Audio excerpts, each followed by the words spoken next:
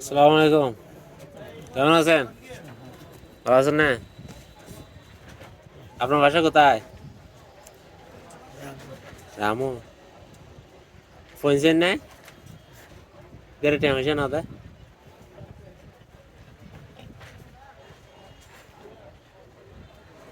বাতায় না দুইজে। আয়ান। রামু জঙ্গয় নাকি এর থাকো? জঙ্গয়?